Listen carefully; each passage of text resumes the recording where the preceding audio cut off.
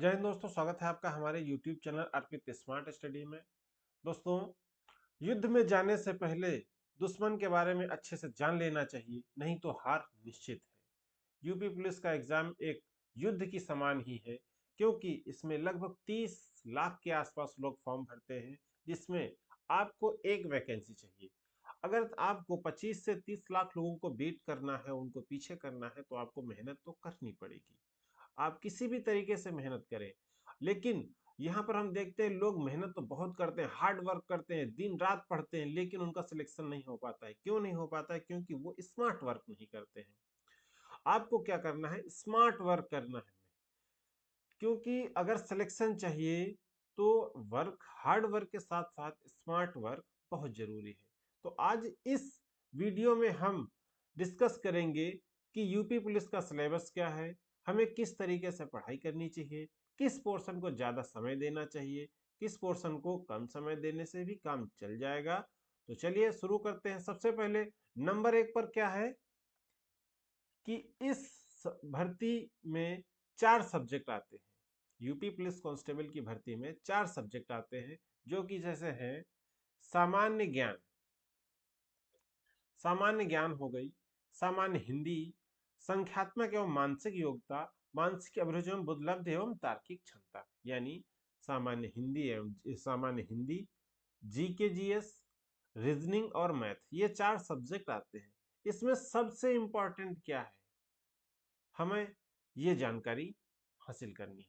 तो इसमें कुल आपके जो आएंगे वो 150 प्रश्न आने हैं, और जो 150 प्रश्न होंगे वो कितने नंबर के होंगे? 300 अंक के होंगे। यानी कि एक क्वेश्चन जो होगा वो 2 नंबर का होने वाला है।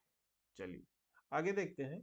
सामान्य हिंदी, सामान्य हिंदी एक ऐसा सब्जेक्ट है जिसे आप कम मेहनत करके भी ज्यादा स्कोर कर सकते हैं, क्योंकि लगभग हिंदी सभी लोग जानते हैं और शुरू से पढ़ते आ रहे हैं। तो इसको रिवाइज करने में बहुत ज्यादा समय नहीं लगता है। इसमें आप रफली 1 से 2 घंटे, अगर 1 घंटा से 1.5 घंटा, 2 घंटे भी समय दे रहे हैं तो बहुत ज्यादा सफिशियंट है।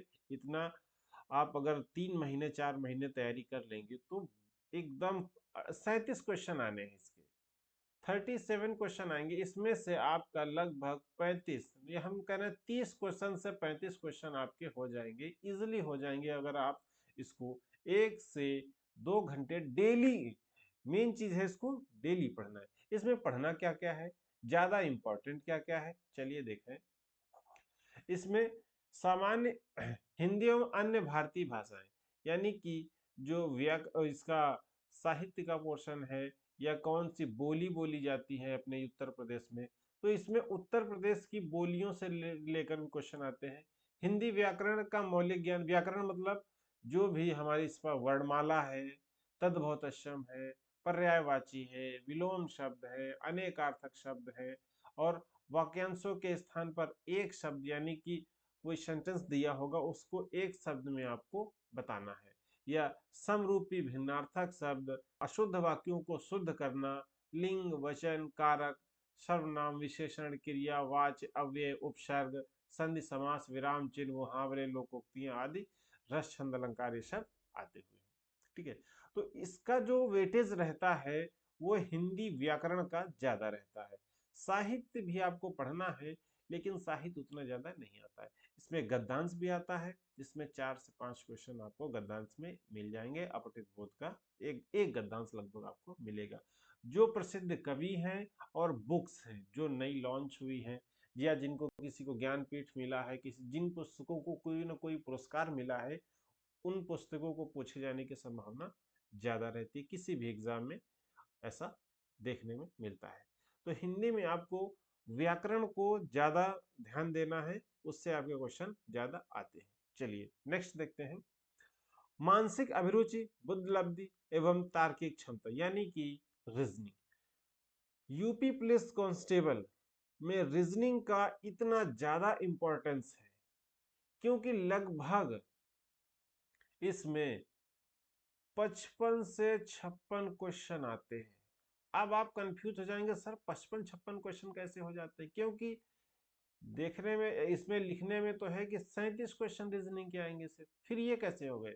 तो इसमें यही तो है, क्योंकि मैथ के जो पोर्शन है उसमें से लगभग 17 से 18 क्वेश्चन वो भी रीजनिंग में ही आते हैं।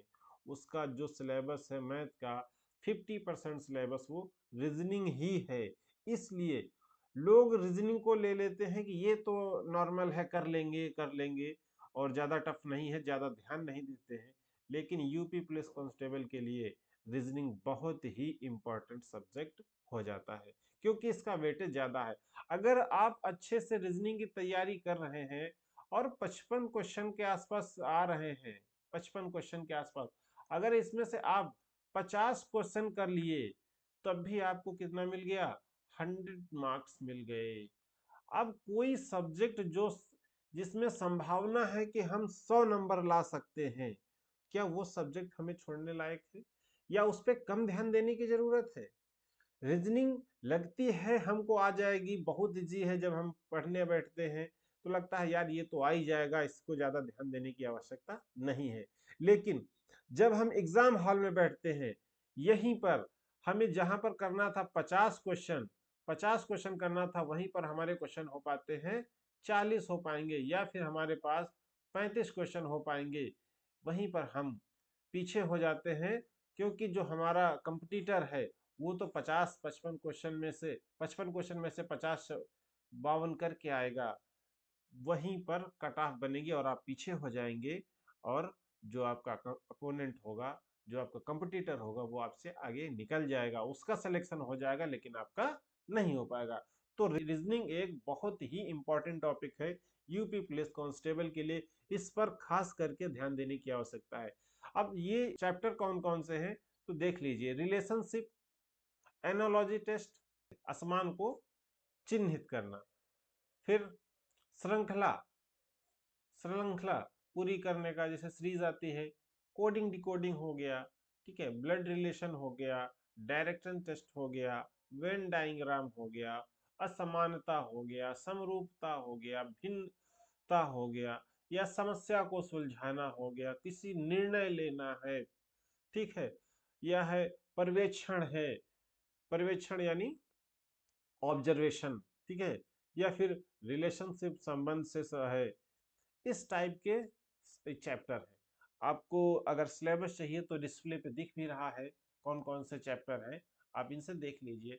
अगर आप कमेंट करेंगे तो हम आपको उपलब्ध भी करा देंगे, पिन कमेंट कर देंगे, या फिर आपको लिंक दे देंगे, तो आप वहां से पीडीएफ डाउनलोड कर सकते हैं, ठीक है।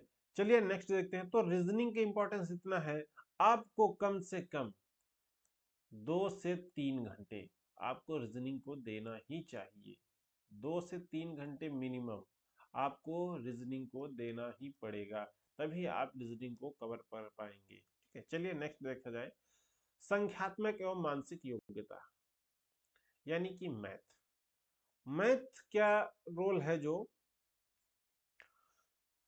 38 क्वेश्चन है, 38, इसमें से लगभग 17 से 18 क्वेश्चन तो रीजनिंग है, जो बचे लगभग 18 क्वेश्चन, या 19, 18 19 20 क्वेश्चन ले लो, लगभग हम कह रहे हैं 20 क्वेश्चन। 18 क्वेश्चन अगर रीजनिंग के आएंगे तब भी 20 क्वेश्चन आपके मैथ के आएंगे। तो लगभग यही है कि इसमें नंबर सिस्टम सरलीकरण हो गया, दशमलव हो गया, एलसीएम एचसीएफ हो गया, रेशियो हो गया, परसेंटेज, साधारण ब्याज, टाइम एंड वर्क, सारणी, समय, दूरी, भागीदारी, औसत, एवरेज, ये सारे क्वेश्चन आते हैं। मेंसुरेशन,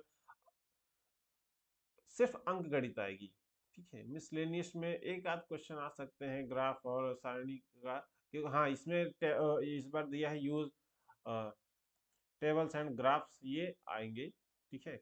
सारणी जिसको बोलते हैं, सारणी आएगी, टाइम एंड वन, मेंसुरेशन है, ठीक है। ये बाकी बहुत इजी क्वेश्चन आते हैं, बहुत हार्ड क्वेश्चन नहीं आते हैं। इसका मैथ का सिलेबस जो है बहुत इजी है, क्योंकि कांस्टेबल का है, और मैं खुद एक कांस्टेबल हूँ, मैंने एग्जाम निकाला हुआ है।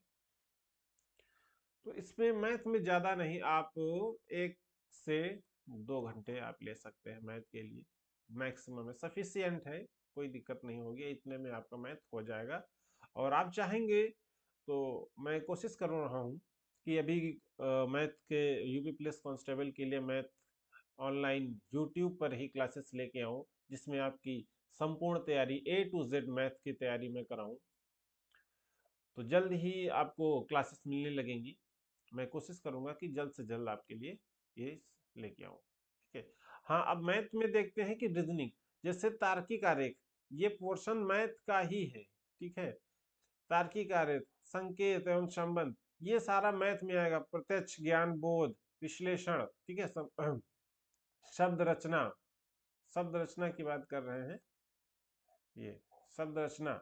और इस तरीके की जो चैप्टर हैं आगे देखते हैं, जैसे डायरेक्शन सीरीज, ये है तो ये मैथ का पोर्शन, लेकिन ये चैप्टर जो है वो सारे रीजनिंग के हैं। यही सेम चैप्टर आप रीजनिंग में भी पढ़ेंगे, यही सेम चैप्टर मैथ में ही आएंगे। तो इसलिए मैं बोल रहा था आपको रीजनिंग पे ज्यादा फोकस करना है, ठीक है। ये जो चैप्टर है ये सारे रीजनिंग के ही चैप्टर हैं, इसमें मैथ के नहीं है। तो चलिए नेक्स्ट देखते हैं। हम्म, सामान्य ज्ञान। सामान्य ज्ञान का ये मत है कि इसका कोई सिलेबस, बहुत ब्रॉड सिलेबस है, हमें सब कुछ नहीं पढ़ना। अगर सब कुछ हम पढ़ेंगे तो अगर हम 5 घंटे भी डेली पढ़ेंगे, 5 से 6 घंटे भी पढ़ेंगे, तब भी शायद मैं सिलेबस इसका कंप्लीट ना कर पाऊँ 3 महीने में। इतना ब्रॉड सिलेबस है, क्योंकि हमें पूरी साइंस पढ़नी है, पूरा भारत का इतिहास पढ़ना है, संविधान पढ़ना है, अर्थव्यवस्था पढ़नी है, कला, संस्कृत, अर्थव्यवस्था, भारतीय कृषि, वाणिज्य व्यापार, जनसंख्या, पर्यावरण, भारत का भूगोल, विश्व का भूगोल, प्राकृतिक संसाधन, जीएस, जीके, करंट अफेयर, सब कुछ, राजधानी, देश, मुद्रा, प्रधानमंत्री, राष्ट्रपति, सब कुछ। बहुत ब्रॉड सिलेबस है, तो हमें इसमें सिलेक्टेड ही चीजें पढ़नी है। जैसे पॉलिटी की बात कर ले हम, तो पॉलिटी में आपको इंपॉर्टेंट क्या है?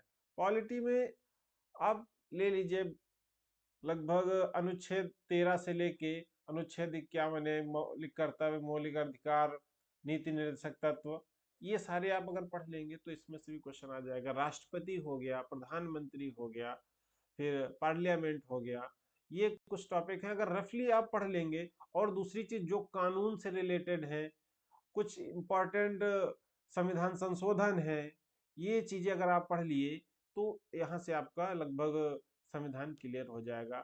और इतिहास की बात करेंगे तो इतिहास में आप आजादी के बाद का भारत है, उस समय जो आप इतिहास पढ़ेंगे वहां से क्वेश्चन ज्यादा आते हैं। और जो आंदोलन है हमारे भारतीय इतिहास में, तो वहां से क्वेश्चन पूछने की जाने की संभावना ज्यादा रहती है।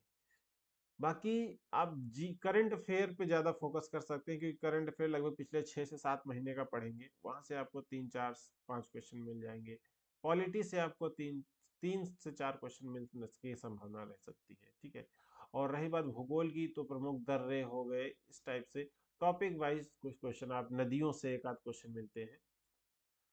बाकी देश, मुद्रा, राजधानी आप पढ़ते रहिए। तो आप जब करंट अफेयर पढ़ेंगे तो उसमें ये सब चीजें धीरे धीरे जो भी आती रहेंगी वो रिवाइज करते रहिए उस तरीके। अब इसमें आपका लगभग हम कह रहे हैं कि 37 क्वेश्चन है। 37 में से आप अगर 25 क्वेश्चन भी कर ले रहे हैं तो ठीक है, कोई दिक्कत नहीं। अब देखते हैं कि आपको कितनी मेहनत करनी पड़ेगी, कितने देर कौन सा सब्जेक्ट पढ़ना पड़ेगा। तो हमने जैसा कि बताया कि आपको हिंदी के लिए लगभग 1 से 2 घंटे पढ़ना पड़ेगा। रीजनिंग के लिए आपको 2 से 3 घंटे ही 2 से 3 घंटे पड़ेगा। और गणित के लिए 1 से 2 घंटे। और जनरल नॉलेज यानी कि अगर जीके की बात करेंगे तो ये भी आपको लगभग 2 घंटे के आसपास पढ़ना पड़ेगा। तो 2 घंटे अगर हम इसको जोड़ लें, ये जोड़ लें, तो कितना निकलेगा? 6 घंटे। 6 से 7 घंटे आपको पढ़ाई करनी पड़ेगी कम से कम, मिनिमम है ये, एकदम मिनिमम है, सफिशियंट नहीं है। अगर इस तरीके से जोड़ा 2 से 3 घंटे हम कह रहे हैं, 2 से 3 घंटे जीएस जी के पढ़ेंगे तब लेकिन जीके जीएस 3 घंटे से अच्छा है आप उधर ऊपर कवर कर ले, हिंदी और रीजनिंग में आप कवर करेंगे तो ज़्यादा बेटर आपको रहेगा, क्योंकि मैथ बहुत ज़्यादा हार्ड नहीं आएगी, नॉर्मल मैथ आती है, कैलकुलेशन बेस्ड मैथ आती है कि आप छोटी छोटी कैलकुलेशन कर सके, जैसे बॉडमॉस हो गया, नंबर सिस्टम हो गया, इन सब चीज़ों से क्वेश्चन ज़्यादा आते हैं। कभी बॉडमॉस का 3-4 क्वेश्चन आ जाते हैं, नंबर सिस्टम से आ जाते हैं, और उसमें जो अनुपात समानुपात एलसीएम एचसीएफ से क्वेश्चन आते हैं। लगभग हर सब्जेक्ट से, हर चैप्टर से एक एक आध क्वेश्चन, 1 से 2 क्वेश्चन आते हैं। तो आपको हम लगभग 6 से 8 घंटे लग मेहनत करनी पड़ेगी यूपी पुलिस कांस्टेबल के लिए। अगर 6 से 8 घंटे आप तैयारी कर रहे हैं तो इजिली आप निकाल पाएंगे। सफिशियंट है, इतना तो सफिशियंट है, कोई दिक्कत नहीं आएगी। फिर उसके बाद डिपेंड होता है कि आपका कौन सा सब्जेक्ट कितना मजबूत है। अगर आप नॉर्मल पढ़ाई कर रहे हैं तो 6 से 8 घंटे बहुत है। अगर किसी सब्जेक्ट में आप एकदम वीक हैं, जैसे मान लिया आपको मैथ बिल्कुल नहीं आ रही, मैंने कहा आपको गणित 1 से 2 घंटे पढ़नी चाहिए, बहुत है। अगर आपको बिल्कुल भी कुछ नहीं आता है तो आप हो सकता है थोड़ा ज्यादा समय ले लीजिए, क्योंकि 1 से 2 घंटे हम कह रहे हैं कि आपको डेली 50 क्वेश्चन मैथ के लगाने हैं, डेली 50 क्वेश्चन मैथ लगाने। अब कोई व्यक्ति ये 50 क्वेश्चन 1 घंटे में लगाएगा, कोई व्यक्ति वही 50 क्वेश्चन के लिए वो 3 घंटे ले लेगा। जिसको 50 क्वेश्चन मैथ के लगाने में 3 घंटा लग रहा है, वो 1 घंटे में कितने क्वेश्चन लगा रहा है? लगभग 17 से 18 क्वेश्चन, 17 से 18 क्वेश्चन ही लगाएगा। तो 17 क्वेश्चन अगर लगा रहा है, दूसरा व्यक्ति 50 क्वेश्चन एक दिन में लगा रहा है, तो किसको फायदा मिलेगा? जो 50 क्वेश्चन लगा रहा है। तो इसलिए हम जो आंकड़ा देते हैं यहाँ कि आपको इतनी देर पढ़नी चाहिए, उस पे से ज्यादा बेटर है आप अपने आप को बताइए कि हम कहाँ पर मजबूत हैं और कहाँ पर कमजोर हैं।